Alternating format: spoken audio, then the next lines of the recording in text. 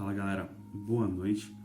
Hoje a gente está trazendo o último capítulo do Sermão do Monte, tá? Mas de qualquer jeito a gente vai dividir esse último capítulo em dois estudos, porque ele é muito extenso.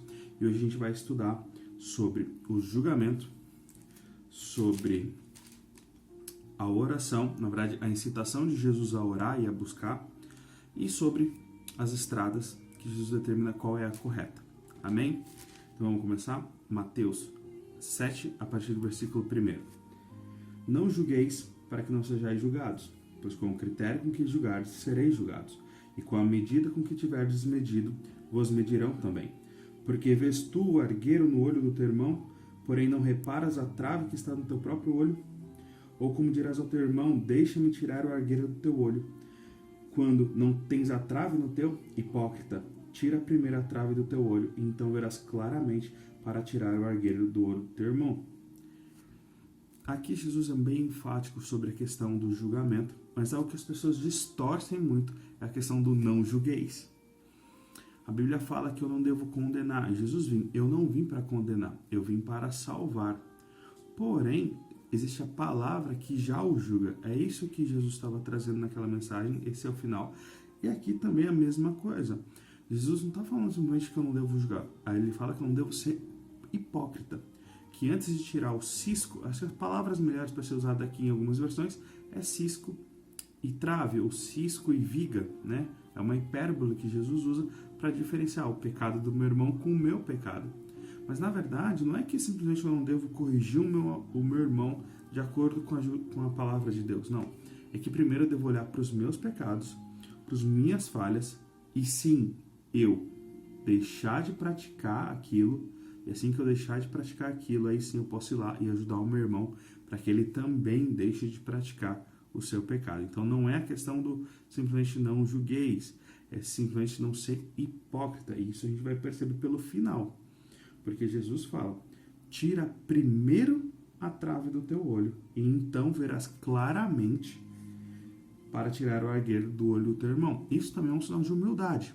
Se eu reconheço a minha falha, eu me santifico, eu consigo então entender o que o meu irmão está passando em determinado level, e assim eu vou ter amor e empatia para conseguir ajudá-lo a percorrer o caminho que é Jesus Cristo. Amém? Então, na verdade, não é a questão do julgamento que é errado, e sim a hipocrisia.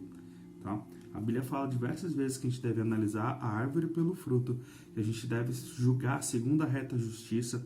Então, o que eu não devo fazer é condenar. Condenar é papel de Deus, que é juiz. Mas julgar, no sentido de avaliar, eu devo fazer a todo momento. Porque eu devo avaliar se aquilo é bom ou não. Beleza? E aí, tem um finalzinho ali que as pessoas muitas vezes não vinculam o julgamento nesse sentido, mas é exatamente sobre isso que Jesus está falando. Que é a partir do versículo 6 que ele diz: não deis aos cães o que é santo, nem lanceis ante aos porcos as vossas pérolas, para que não a pisem com os pés e voltando-se vos dilacerem. Aqui Jesus está usando uma parábola sobre porcos, sobre pérolas, e ele fala sobre não dar aos cães o que é santo, não dar aos porcos as suas pérolas, e é exatamente sobre esse finalzinho do julgamento que Jesus está falando que nós não devemos evitar fazer com aqueles que não querem, com aqueles que não confessam Jesus Cristo, com aqueles que não conhecem a palavra de Deus. Então eles não tem por que eu chegar para eles e tentar adverti-los, porque se eu tentar os advertir, eles não vão entender, eles vão destroçar a sabedoria que eu estou despejando para eles, e ainda eles vão se voltar contra mim. Algo muito interessante, só para a gente entender quão maravilhosa é a palavra de Deus, é que Salomão já nos diz isso lá em Provérbios. Se a gente abrir Provérbios no capítulo 9, eu vou ler um trecho de Provérbios que você vai entender a referência das pérolas aos porcos, do que é santo aos cães, que ele diz o seguinte, Provérbios 9, de 7 a 9. Ele diz: quem corrige o zombador traz sobre si o insulto. Quem repreende o ímpio mancha o próprio nome. Não repreenda o zombador, caso contrário, ele o odiará. Repreenda o sábio, e ele o amará. Instrua o homem sábio, e ele será ainda mais sábio. Ensine o homem justo, e ele aumentará o seu saber. Entende? Ou seja, Quem é o porco? Quem é o cão nessa parábola? É o zombador, é o escarnecedor, é aquele que não está debaixo de Cristo, aquele que não confessa Jesus Cristo, aquele que não quer buscar melhoria, que não quer buscar o entendimento, aquele que simplesmente quer viver a vida de pecado dele. Então não faz sentido eu tentar corrigi-lo, porque se eu corrigi-lo, na verdade eu estou trazendo problemas para mim, porque não adianta eu corrigir o zombador, porque ele vai me insultar, ele vai trazer, ele vai ser contra mim, ele não vai se agradar daquilo que eu falo, mas se eu corrigir o sábio vai me amar. E é exatamente sobre isso que Jesus está falando.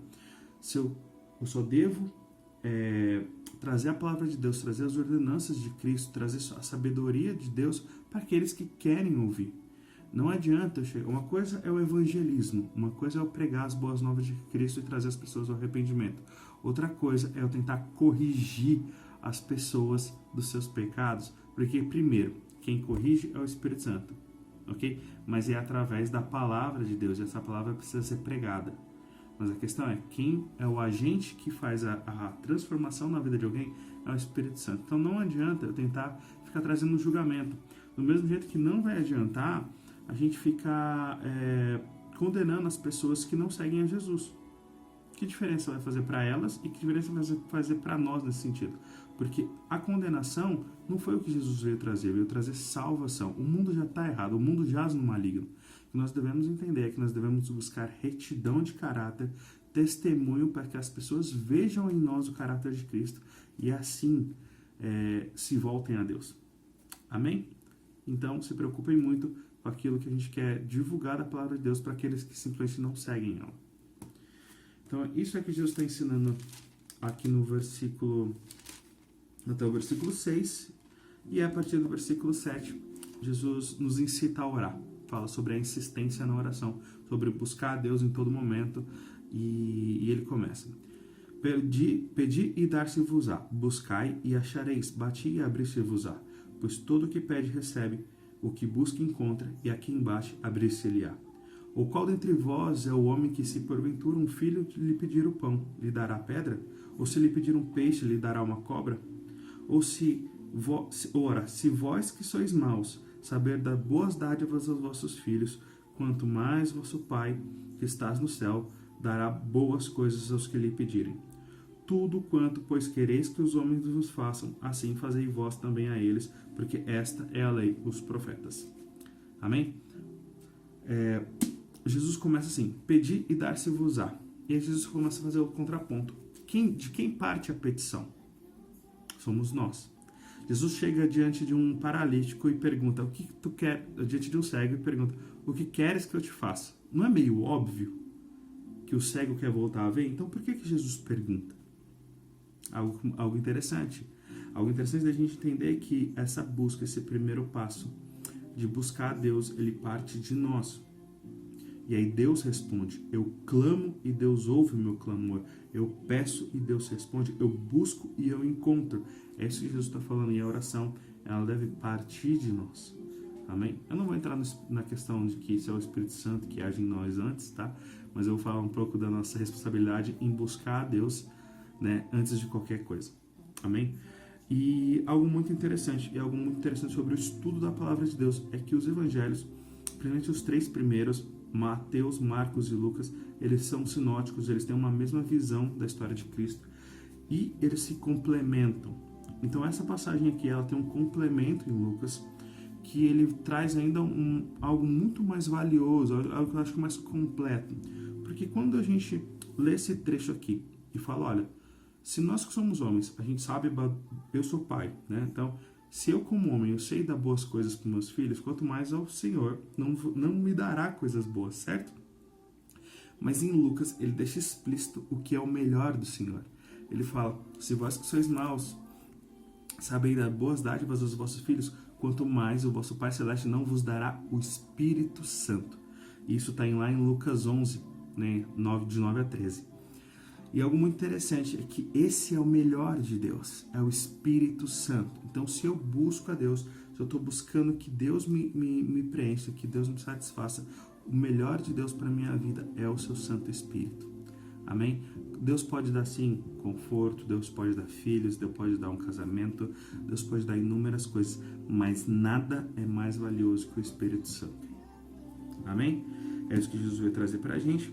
E algo interessante ali no versículo 12, é que ele fala: tudo quanto, pois, quereis que os homens os façam, assim fazei vós também a eles, porque esta é a lei dos profetas. Eu já tinha explicado o que são as leis dos profetas, que é basicamente todo o Antigo Testamento, mas algo muito interessante aqui é que ele coloca isso numa afirmação. Normalmente a gente fala para as pessoas, isso já vem de algumas culturas, de algumas filosofias, né? O hinduísmo, o budismo, é que eu não devo fazer o mal ao próximo como eu não quero que façam mal a mim. Ou seja, sempre negativa, né? Eu não posso praticar o mal. Mas aqui ele fala ao contrário, ele fala: pratique o bem que você quer que as pessoas pratiquem com você. Não é só deixar de praticar o mal, mas é praticar o bem. Amém?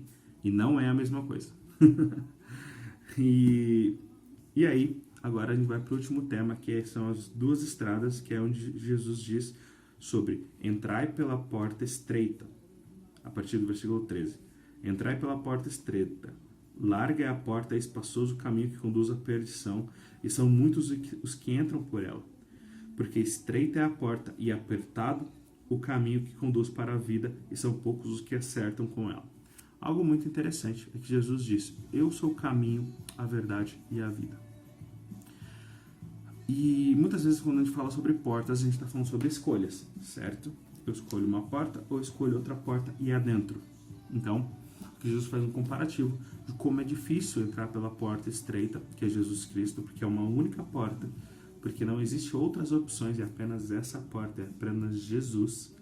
E é apenas na condição de que eu me arrepender e confessar Jesus Cristo. Então, é estreita porque ela tem um limite, ela é específica. Então, essa é a porta estreita. E a porta larga é a porta da perdição, que são as minhas outras escolhas. Todas as outras escolhas vão levar à porta larga. Mas quando eu confesso Jesus Cristo, quando eu creio nessa porta estreita, algo muito interessante é que aqui ele não está falando sobre porta apenas, ele está falando sobre porta e caminho. Ou seja, não é apenas escolher, mas é caminhar.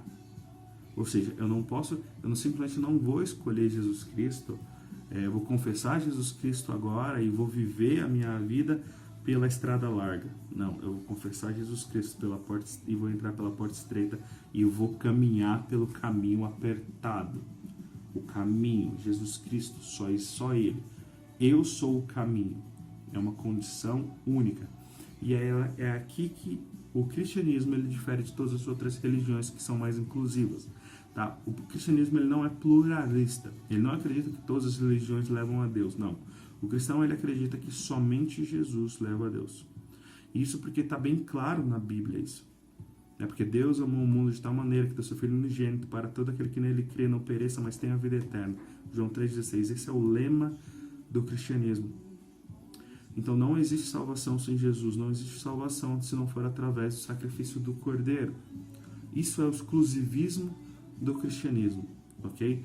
Não estou falando que eu não devo respeitar as outras religiões, que eu não devo entender que eles fizeram as escolhas deles e que eu tenho que respeitar esses caminhos que eles escolheram. Porém, para nós, como cristãos, esse é o único caminho que leva à salvação. Amém? E algo muito interessante é que esse caminho ele está disponível para todos aqueles que confessam a Jesus Cristo.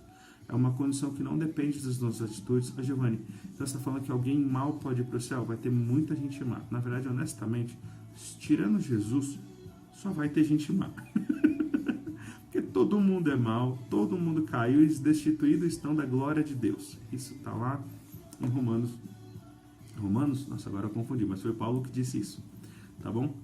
E é isso que eu queria trazer hoje para vocês, é que Jesus é o único caminho, é isso que Jesus está ensinando aqui, e a partir de amanhã a gente vai finalizar o Sermão do Monte, a gente vai trazer ali a finalização, e tem coisas muito mais profundas sobre a prática de tudo aquilo que a gente tem estudado, tá bom? Que Deus os abençoe, os conduza. Se você não confessa Jesus Cristo, que você tenha a oportunidade de confessar nessa noite, porque Jesus Cristo é o único caminho, é o único aquilo que vai trazer salvação, restauração. E muitas pessoas falam até sobre essa questão de pessoas ruins estarão no céu. Jesus estreou o paraíso com um ladrão na cruz, né? Então, esse é um sinal da misericórdia de Deus para conosco.